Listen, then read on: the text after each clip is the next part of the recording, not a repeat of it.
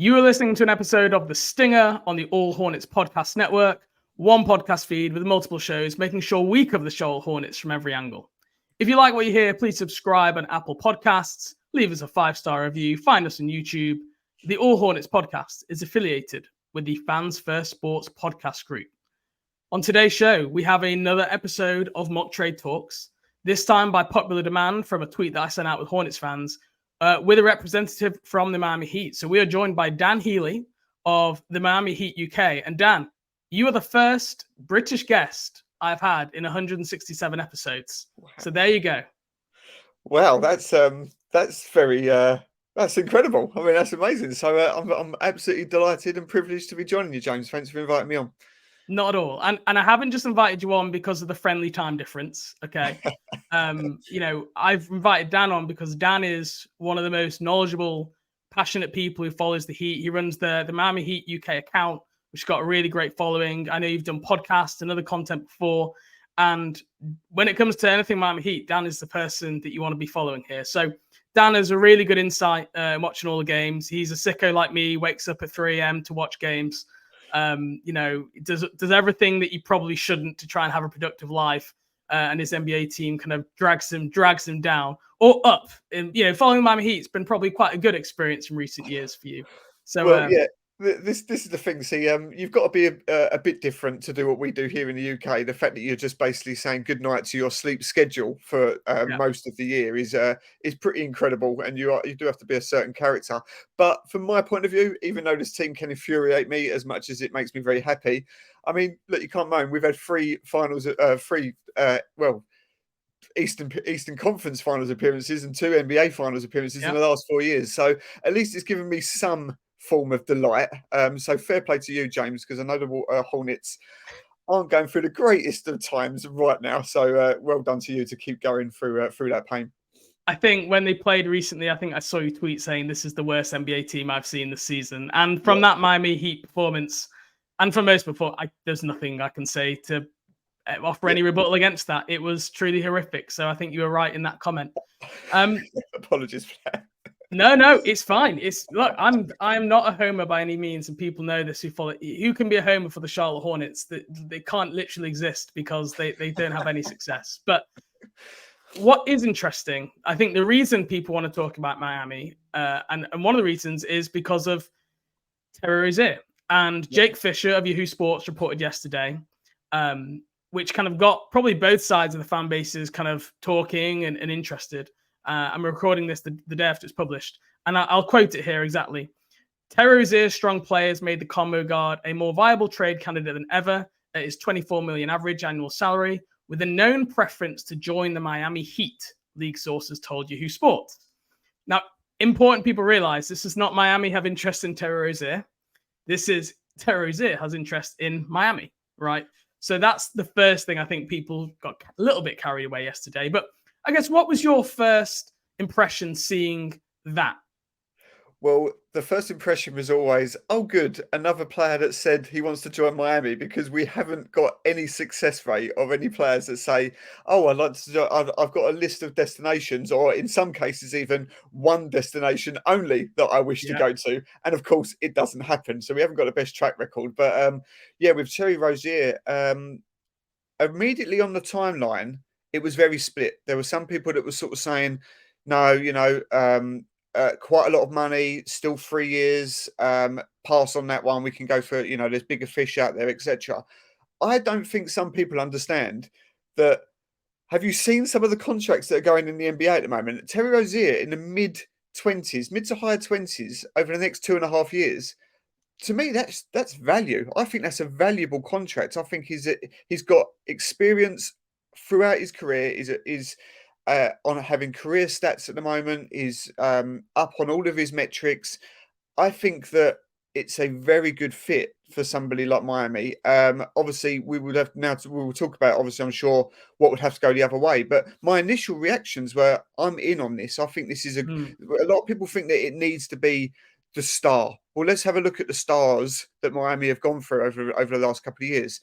Mitchell, KD, Lillard, Harden, all of those have said Miami on my list, and none of them have arrived there. We don't get those stars. There are reasons for it, which I'm sure we'll go into at the moment, but I don't think this team needs a star. We need somebody that will fill a role that will perform better than our current PG, which I will get into, I'm sure, in a little while. But I think he ticks all the box. And I said, when I looked at it, I was surprised at some of the negativity. And it wasn't all negative, but I was surprised at some of the negativity because I thought that this is the guy that I think could be the sort of person who could get you over the hump. Well, and it's interesting. I think Woj released a story just the other day talking about how this new CBA is driving teams to go down 2-star routes. Like the idea of having 3 stars is just very difficult to do with the financial, restrictions that are imposed, which would kind of chime to what you say there. You've got Bam, you've got Jimmy Butler. There's your 2 stars. Adding a third to that, it gets very difficult. And Terry Rozier is that kind of middle ground upgrade. And I can understand why Miami are interested, or well, I should say Rozier is interested in Miami. Rozier lives in Miami in the off season. He works out there every summer. The coaching staff with the Hornets, both the previous coaching staff and the current one, and his teammates all just rave about his toughness, his work ethic, his attitude, his leadership. Like, if you say, who is the guy who is most closely embodies the Heat culture mantra with the Hornets organization, even before this report, I would have told you Terry Rozier. Definitely. So I can see why, one, he is very much based there. 2, he probably looks at that environment. He is an absolute competitor, and I think he probably loves the idea of that. So, but from the Charlotte side, I don't think they're looking to dump Terry Rozier. I think that's what some people read some of these articles where it's like everyone is available apart from LaMelo Ball, Brandon Miller, Mark Williams. I think, look, that is for me like sending out the klaxon to say, come and make us your best offers. But this is not like you need to move Terry Rozier before his contract expires or, he's hurting this team. Terry Rozier is probably one of the very few positives on the team this season. He's locked in on the contract. He's the heart and soul of the team. He's the leader. So I think the Hornets will undoubtedly listen to offers, but I don't think it's a Terry Rozier fire sale like some opposing fan bases are thinking. I still think they'd have to be pretty blown away to move on from Terry Rozier. That's my kind of general thoughts on where things are. Yeah, I think that's probably fair, and I think that's right. And when you look at what might have to happen for that trade to go down, Miami are in a bit of a weird place where, as you say, we've got 2 stars, and trying to find the next star means that you then got to give up considerable assets that aren't called Jimmy Butler and Bam Adebayo. Now, when you look at who those players may be, like Tyler Herro obviously has spent his entire NBA career being in trade rumor after trade rumor, and you can understand why. He's a young player, he's got upside, there may be a limit to what he can be, but he could be an all-star caliber player during his career. And we know that he's a good shooter, and he's got a lot more to his game, and he's another player whose metrics continue to improve year on year. So when you look at a player like that, and you look at the fact that Miami have always tried to hold him off the table in the talks where we ever have been involved in another star, for example, like a Kevin Durant or a James Harden or a Damian Lillard, I think a lot of the time the Heat organization have been reluctant to put him in, at least in the first instance. So where you then start talking about maybe the next sort of tier down, which you would maybe throw into people like Terry Rozier, who maybe the culture fit is better and the overall fit across the team would be better other than the big name. It would surprise me whether you would think that Heat or anybody would think that Heat would include a Tyler Herro in a package like that. Personally, I just don't think that would happen. So when you then start looking at the other assets that Miami have, they're in a bit of a weird position because really they do like their core and their depth. And they don't want to lose too much of that because obviously we've seen what happened in many occasions when you're so top heavy and you haven't got the roster to then fill out playoff series and win games. Miami have always got their way, and their recent success in playoffs have been because even though maybe the stars, the up stars really in the league across the league aren't there, they've got that depth where even in the 8, 9, 10 man can come off in a playoff series and still actually produce and give you a good run.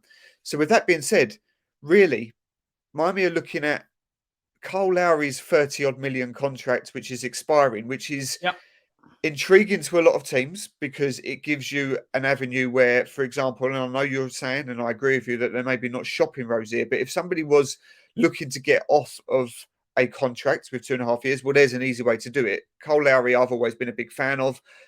He's not universally liked in our fan base whatsoever. You do get lots of people who do not appreciate what he's been doing. He's always sort of had a bit of head bumping with some of the front office, with some conditioning issues, and turning up at training camp first day saying, I'm still going to be a starter, when there was noises that he may not be. So I think it hasn't been a smooth ride in Miami.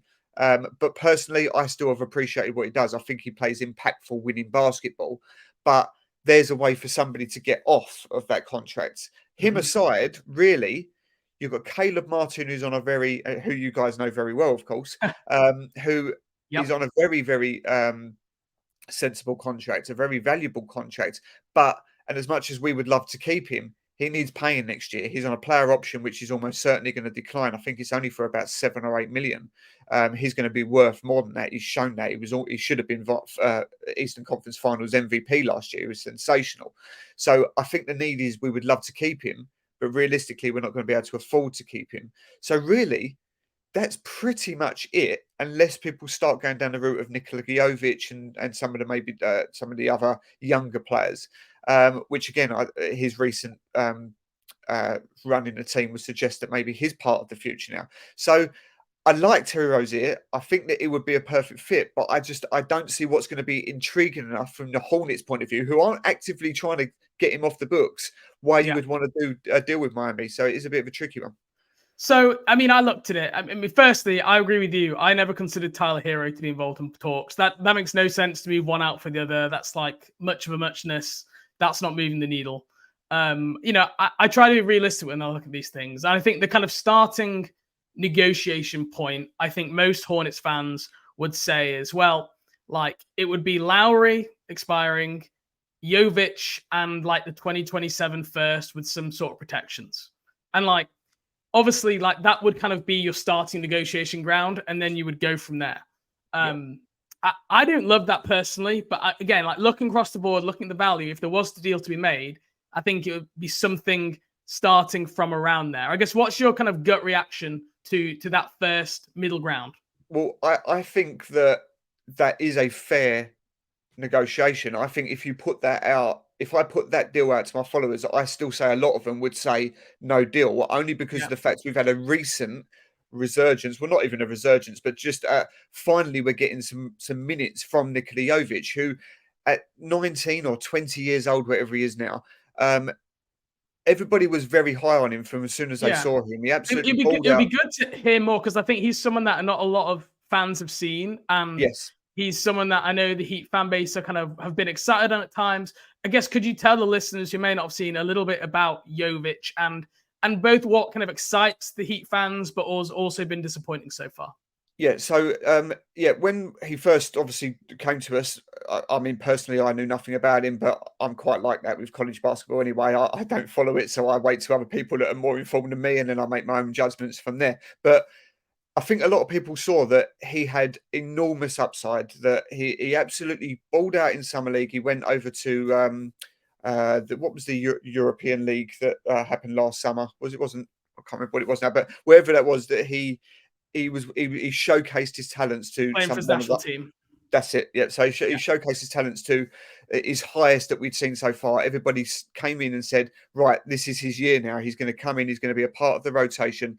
He's one of those new age athletic bigs, if you like. So he can bring the ball up. He can shoot. He's got very good IQ, basketball IQ. So you thought, like, okay, for years, Miami have been looking for a perfect power forward next to Bam.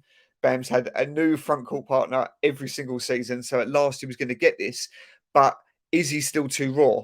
And every time we saw him, it drove us all mad, because he could not stay out of foul trouble. It was just, it was silly. It was literally getting 3 or 4 minutes and he was on 4 fouls. You can't play that. He just wasn't used to the NBA pace. He went back to the G League. He was completely out of the rotation whatsoever altogether. So off to the G League he went, and it's that middle ground, because he was too good for the G League, but nowhere near playable in the NBA.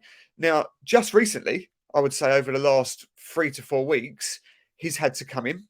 He's been. I think Jimmy Butler has spent a lot of time with him. He's put him under his wing. He's spent lots of time in his own time, and I think Jimmy's been saying, "Look, this is what." He's been helping with the coaching because, as we know, Miami's coaching is second to none in my opinion. Anyway, it's fantastic. But I think Jimmy's really said, "Look, the talent is there," and really helped him along his way and settling him. And I think that him having that person on court to sort of guide him has really helped his game. Suddenly now we're getting. He's leading Miami Heat most games in plus minus. He's staying out of foul trouble altogether, and he's showing that he has got a skill set to belong in this league. He can space the floor. As I said, his IQ is fantastic. He's still only giving us sort of 19, 20 minutes a game. But my word, is that an improvement from the 4 or 5 minutes that we was getting where he was just having to be sat. So suddenly we're starting to see. I think he's still raw. He's still got a long way to go.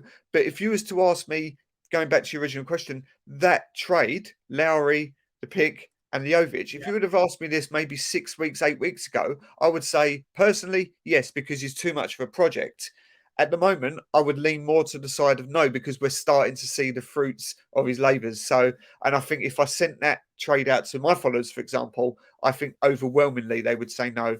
And I'm not saying that that's not a fair trade, because you're saying that's where you would start off. Well, I think a lot of Hornets fans would say no too. I think a lot of Hornets fans saying it's 2 firsts for Terry Rozier, okay, or it's a first and a good young player. And like you said, like over his last, I think it's 8 games, Jovic is 8 points, 5 rebounds, 3 assists, 41% from 3, 40% from the field. So you're starting to show some flashes, like you say. Yeah. If you're the Heat side, you go, oh, he's just beginning to come into his own. If you're the Hornets side, you go, you can't, give someone equate first round value for 8 games of like good play. We've seen a lot of players play well for 8 games. So it's like there's an element of risk, like there is in a lot of trades, okay, on both sides. And let's say the Hornets had Jovic, I don't know, 13th on their board in that draft, and they just didn't get to draft him for whatever reason, then maybe they would be more open for this deal. But if they had Jovic down in like the 45, 50s, I don't think he's done anything yet in his career to make you maybe change your pre-draft evaluation, maybe.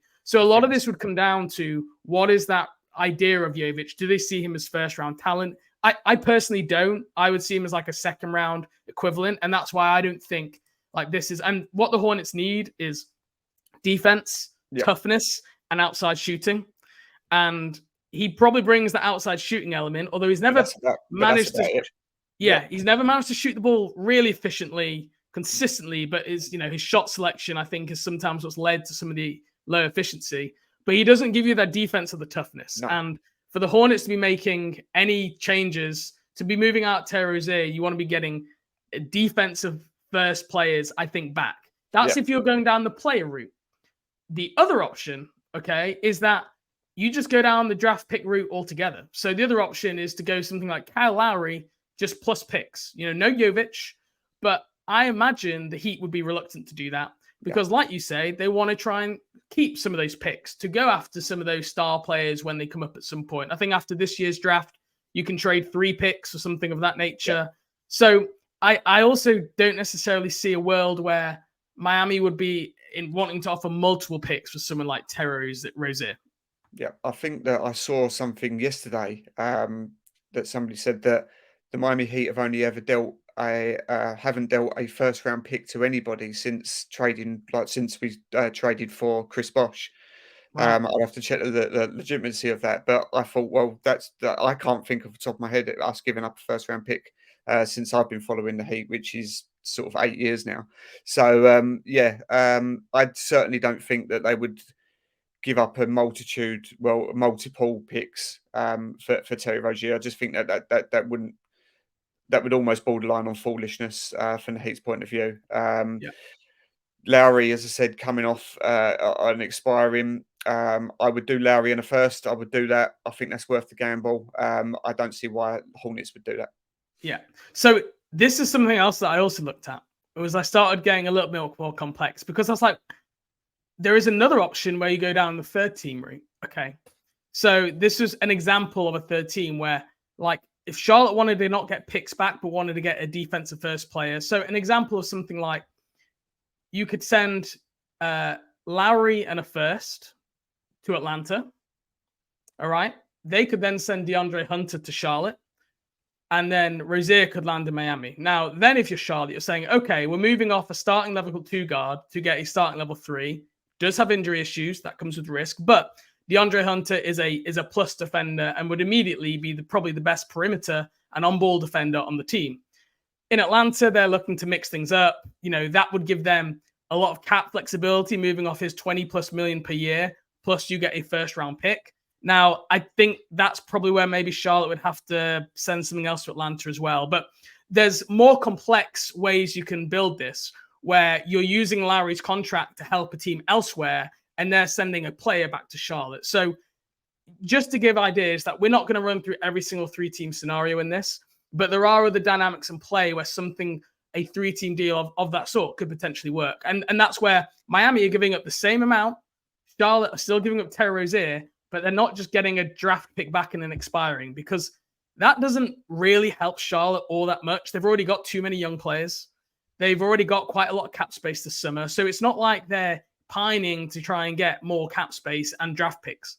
So, yeah, just an interesting, different way to look at it.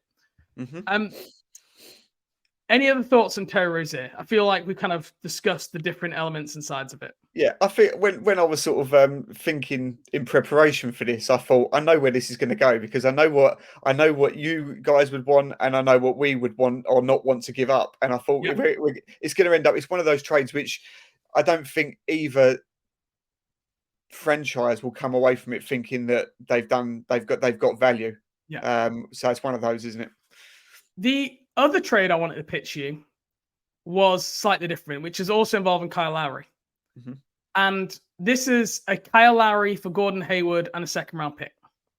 Now, again, this would depend exactly on how the Heat feel about Kyle Lowry. But let's say the Miami were needing more wing scoring, more creation.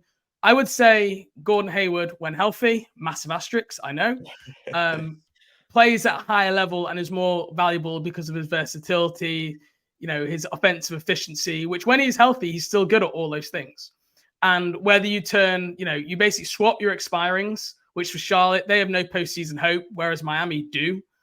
But on top of that, you get a second-round pick, which I know some Hornets fans will be going, a second-round pick, that's all you're getting back for Gordon Hayward. Well, it was just reported the other day, he might get bought out. So at some point, it's like, you might as well get something in the future rather than nothing. So again, I know you talked about, you're quite a fan of Kyle Lowry, what he offers. What would your thoughts be on a Lowry Hayward plus that I think it's the LA 2026, 2027 second round pick, which Miami currently own? Yeah. See, the only thing that I don't like about it is the fact that we've got Kyle Lowry and then Jamal Cain, who is basically on our he's on the so-called Skyforce as our backup point guard. So if you take Lowry off and you're getting back Hayward, who I've always liked. There's always been a health issue, unfortunately, with him, but on his days, he can cook with the best of them. I mean, I think that, again, it's a need that Miami have always had. We've had to fill the role over the last year and a half where with Caleb Martin playing power forward, with Hayward Highsmith having to play power forward. So we've not, and now even Nikola Jovic starting to play power forward. So I think that would, it gives us, as you say, a scoring threat. It gives us a bit more size as well. I think that I like the fit of Gordon Hayward on the Heat. It's something I think I've actually always liked. The only thing I don't like about it is not getting. We'd have to now go and find somebody to get to handle the ball to point guard, because we've tried the Tyler Hero, moving him over to the point. We tried that a year or so ago. In my opinion, it didn't work at all. I can give you a Smith if that gets the deal done. I can give you, but I don't think Ish Smith is probably quite the upgrade you're looking for. I like Ish Smith. Ish Smith is a heat killer. He always balls out against us. So I think that it's one of those. I do like it, but yeah, I think moving Tyler over, it didn't work, and therefore I just don't see how I wouldn't want to go into a playoff series with no true point guard. I guess if there was a separate deal that Miami were able to make, Possibly. and they're able to pick up a second guard or something, it's something that sounds like they're more open to. The Lowry for Hayward swap plus a second has been like my that and the Philadelphia putting together some expirings and like a second or two together are like if you can't trade them to anyone else, that's the deal you go with. And I was just kind of hoping that Kyle Lowry, he was playing to such a disappointing level in Miami that they would, even though it would create an issue at guard, that because Hayward can play. He's even played some point guard for Charlotte at times. Not ideal, but it has something happened. That his additional creation, and because Bam can create and Jimmy can create, that like traditional point guard need wouldn't be as great. But it's interesting. I think there's the value there, like you say, the roster balance might not be great for Miami, but there might be some value there in terms of and I think it's one of those. Spo does sort of like this positionless basketball mantra, and he knows that he's got lots of players that can facilitate, bring the ball up. You've got Josh Richardson who can do that. Tyler, of course, Jimmy will bring it. Even Bam can, as is a unique big in that sense. But having a real true leading point guard. I mean, that's why I've always liked Carl, because I think that he does play winning basketball. His IQ, he's like having a coach on the court, and there's very few that can do that. It's just the Hornets could do with some of that. That's for sure. Yeah, I mean, that's one of the big issues with the Charlotte Hornets franchise is they've had no veteran presence, right? I mean, the Heat have had Udonis Haslem for I don't even know how long, forever, right? Before this season, and Charlotte have needed that type of personality or just. And like Kyle Lowry, now whether he would want to be in Charlotte, he would probably request a buyout at minute one and want to go sign with someone else. That's probably the reality. But he would be the kind of voice that team has been missing. That would be a good addition, even if it's just for the end of the season. But in the grand scheme of things, this is more about getting a future pick back rather than moving for Kyle Lowry. Yeah, I agree. Yeah. You mentioned Caleb Martin earlier. It's interesting. I think a lot of Hornets fans would like to have Caleb Martin back. I'm kind of a little bit more wary, I think, just because, he was incredible in that finals run. I mean, I agree. Like saying he should have won Eastern Conference Finals MVP might sound like hyperbole. Genuinely go back and look at the series. He was very much within the running there. I do think he's struggled to kind of quite live up to that level, not surprisingly, since. And like for me, if I'm Charlotte, just the idea of releasing someone and then having to trade back to them to get more value back, it's just such a PR hit and such a bad process that it just seems unlikely to me. And Miami has this great way of like empowering role players that whenever they seem to go any elsewhere, their superpowers seem to just drift away a little bit. And I'm just very wary about trading for a Miami Heat role player, currently knowing, the culture in Charlotte. I just don't have a lot of confidence that would translate. So I've not explored the Caleb Martin thing for that reason, even though maybe I think some people would potentially look at that. And also because I still think there's a little bit of crossover with Caleb and Cody. I mean, that was part of the problem at all at times. They play this kind of similar positions. Like they're both okay shooters, but probably not good enough to be next to each other on the court together. Yeah. Cody was the much better defender and the better passer, but Caleb probably the better scorer. But there could be value there. But again, I just don't see who Charlotte are giving up for Caleb Martin to then pay him in a year. It just seems like a bit short-termism. I didn't see where it went. Yeah, and there is that. There is a genuine thing about what you just said there about once role players leave the Miami Heat, there's very few that actually carry on to perform to that level or better. You've only got to look at the last few years. You've had Kendrick Nunn, who was a 4-time Rookie of the Month, which I think was still historic but at this point he's now out the league. Didn't work in LA. You've got, you had Josh Richardson who left when Jimmy Butler train went out. He bounced around the league to 3 or 4 teams, never really found a spot. He's back now. You've got players like Whiteside who went from a max player to literally out the league.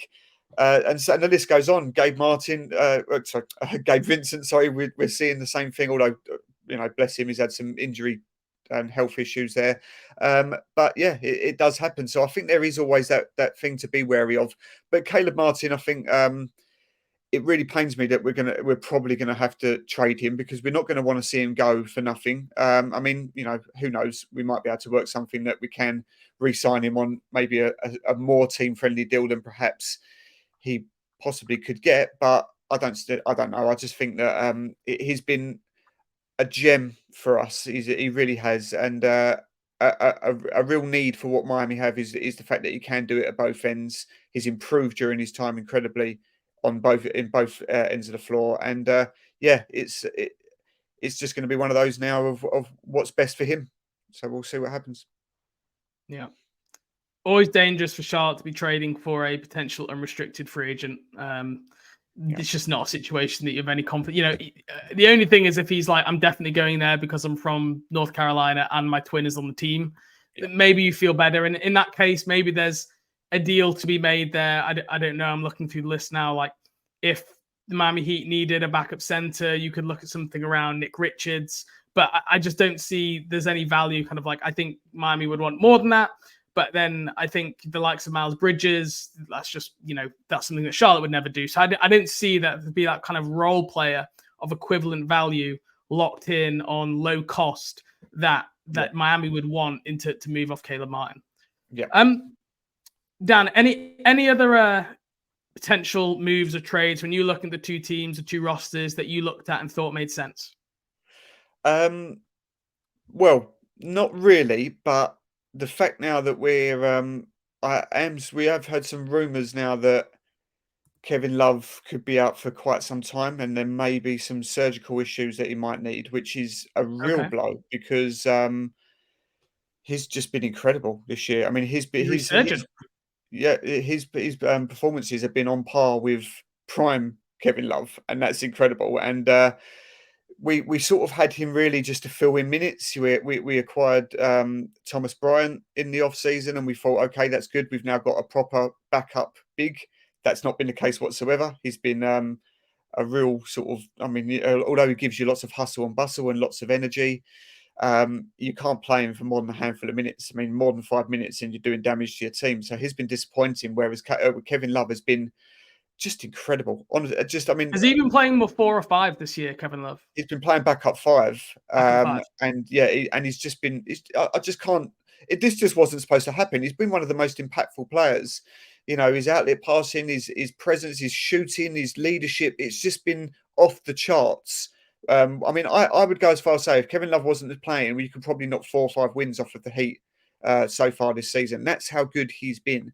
So we're hearing, I haven't had it verified, but I'm hearing that there is issues. I'm not even sure what the issue is right now, but I'm hearing that it could be requiring surgery, which means it's going to be a while out. So suddenly there could be some backup 5 potential moves to be made. Maybe you could fill me in with what you've got that might be available.